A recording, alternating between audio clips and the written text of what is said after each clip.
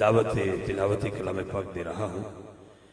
زینت الحفاظ، استاد الحفاظ، عالم اسلام کی خوبصورت شخصیت، اہل سنت و جماعت کا وقار، جناب زینت القرآن قاری علی اکبر نائمی صاحب دامت برکات میں قدسی ہمارے بزرگ ہیں۔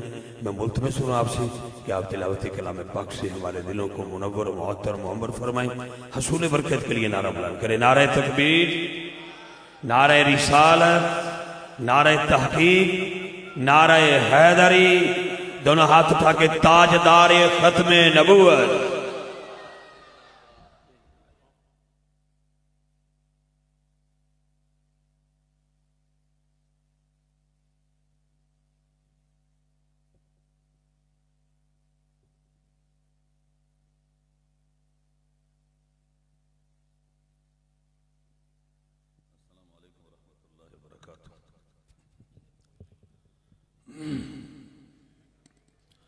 محترم سامعین، ٹائم کم ہے۔ پیشوائے اہل سنت، عظیم روحانی شخصیت، منبع علم و حکمت،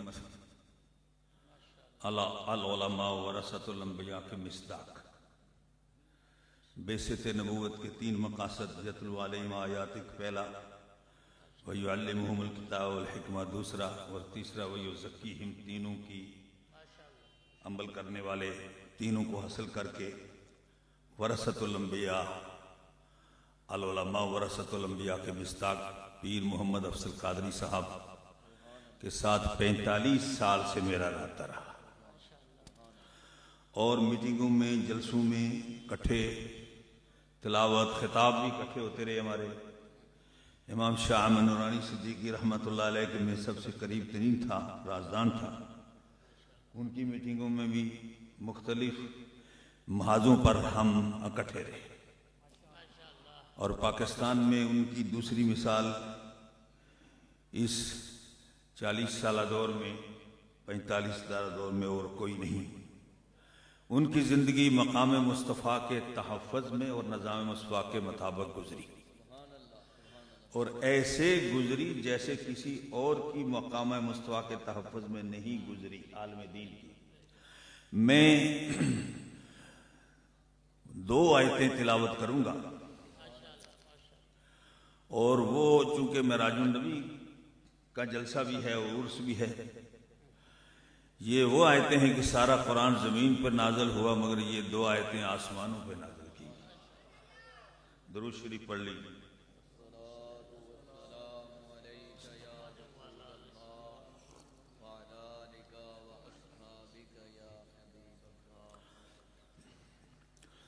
اعوذ باللہ من الشیطان الرجیم،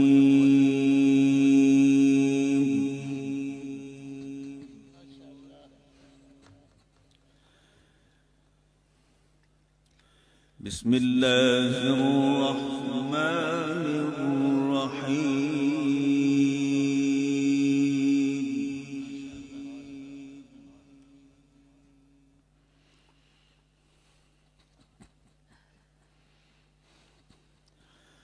آمن الرسول بما أنزل إليه من ربه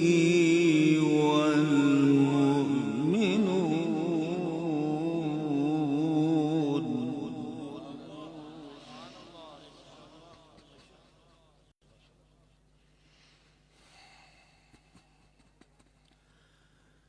كل آمن بالله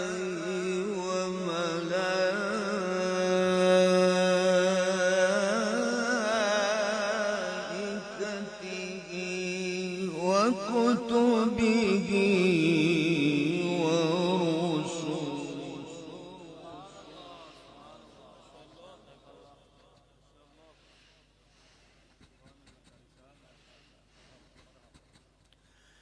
لا نفرق بين أحد من رسله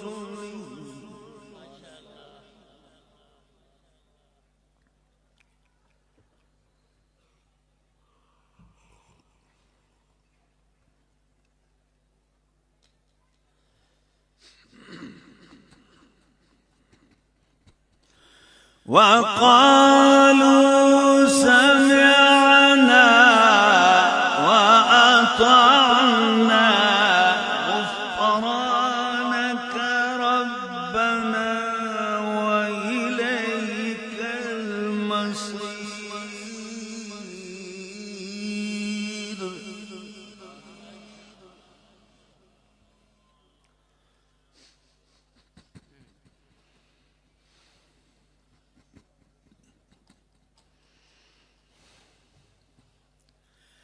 بسم الله الرحمن الرحيم.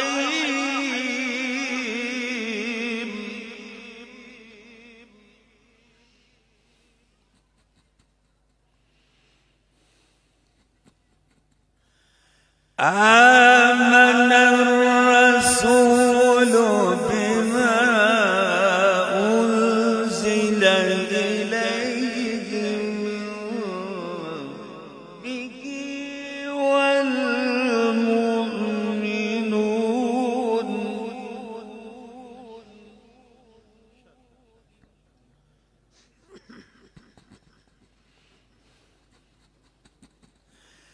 كل آمن بالله وملائكته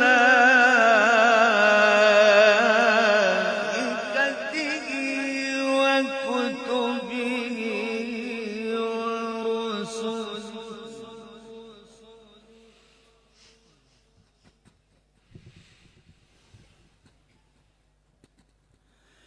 لا نفرق بين أحد من رسله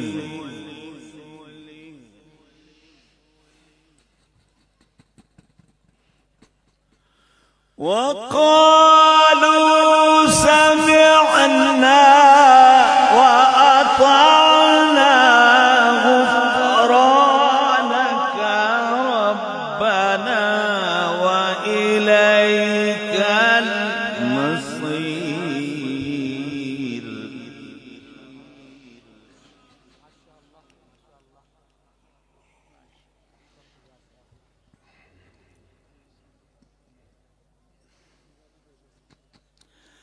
لا يكلف الله نفسا إلا وسعها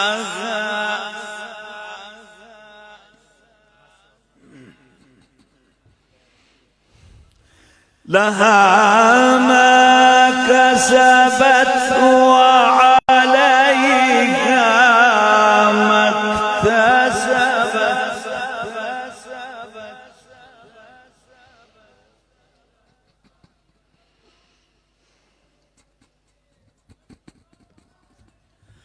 لا يكلف الله نفسا إلا وسعها لها ما كسبت وعليها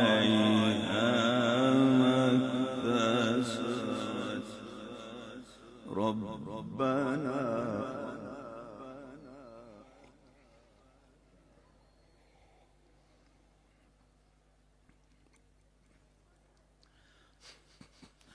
ربنا لا تؤاخذنا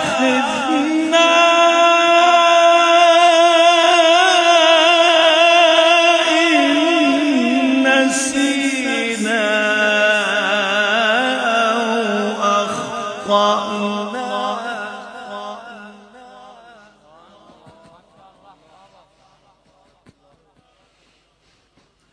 ربنا ولا تحمل علينا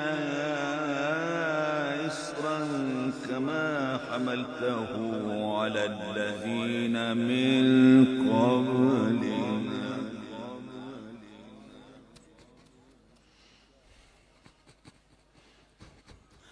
ربنا لا تؤاخذنا إن نسينا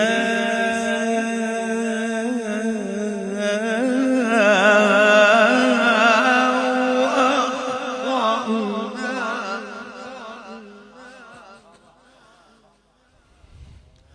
ربنا ولا تحمل علينا إصرا كما حملته على الذين من قبلنا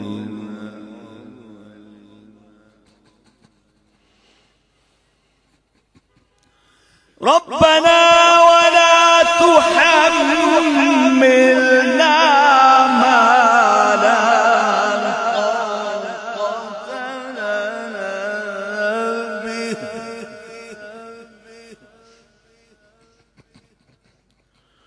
واعف عنا واغفر لنا وارحمنا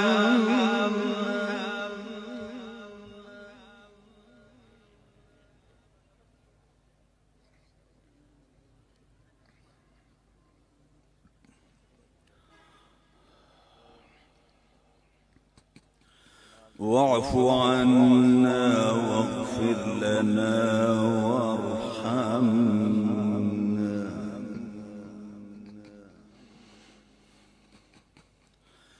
ربنا ولا تحملنا ما لا طاقة لنا به واعف عنا واغفر لنا وارحمنا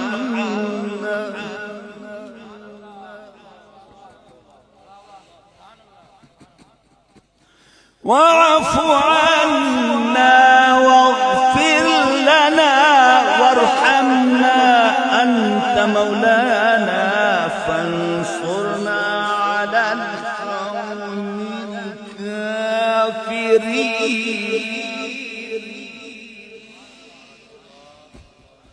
صدق الله العلي العظيم.